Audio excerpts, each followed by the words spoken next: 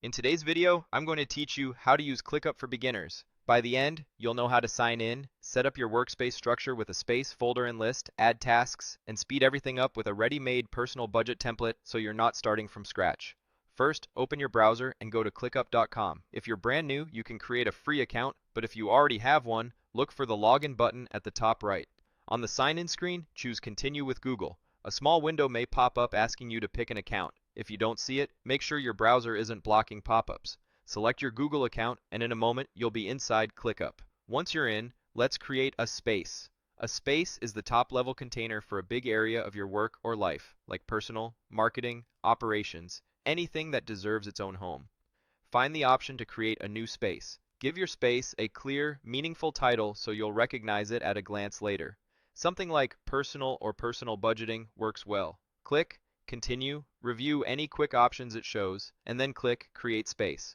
While ClickUp sets it up, here's a quick tip. Spaces can have default views, custom statuses, and even permissions. Don't worry about fine-tuning today. You can always customize later as your system grows. Now that your space is ready, open it. If you named it personal, click into that space so you're looking at its home.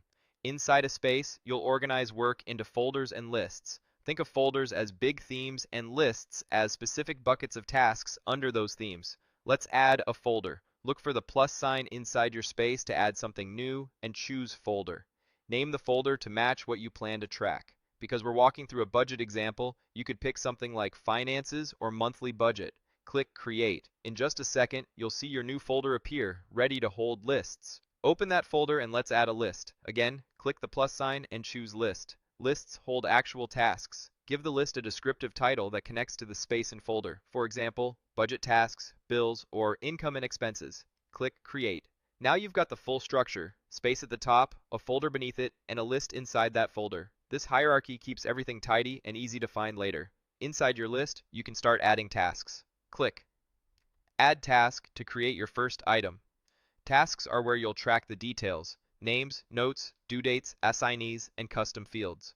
For a budget workflow, each task might represent a bill, a payment, or a budget line item. You can add tasks one by one, but to save time, let's use a template so you don't build everything manually. Click the plus sign again and choose Templates. In the template library, search for Personal to narrow the options, then pick the Personal Budget template. This template gives you a head start with useful fields and views that fit a budgeting scenario. Click Use Template. Give it a title that matches your project or month. For example, September Budget, and click Use Template again. While ClickUp creates everything, here's what's happening. It's adding pre-built tasks, custom fields like dollar amounts, and multiple views designed to help you plan, track what's due, and see what's been paid.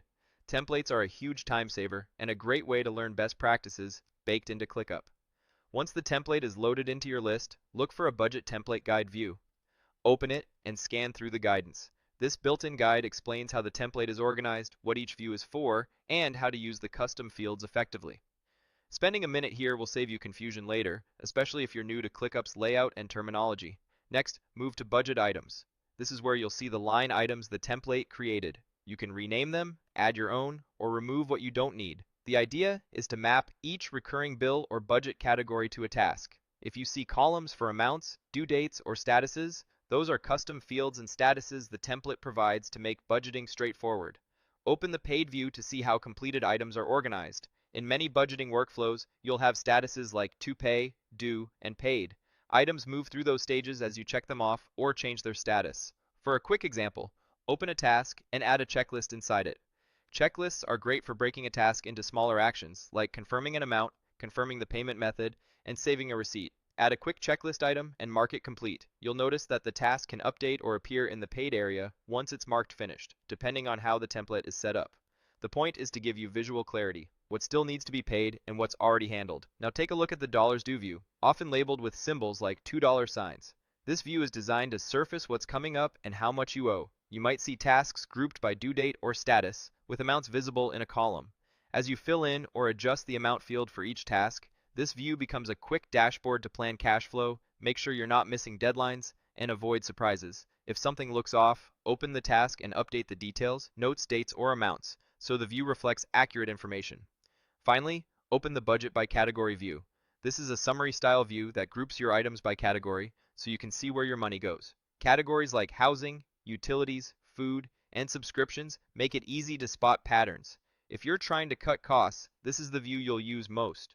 Update categories on tasks to keep this view clean and meaningful. Over time, this helps you compare months and decide which areas to adjust. A few tips as you start using this setup day to day. Keep names consistent across your space, folder, and lists so they're easy to search and understand at a glance. Use the template's structure first before adjusting it. Once you're comfortable, you can customize fields, statuses, and views to match your habits.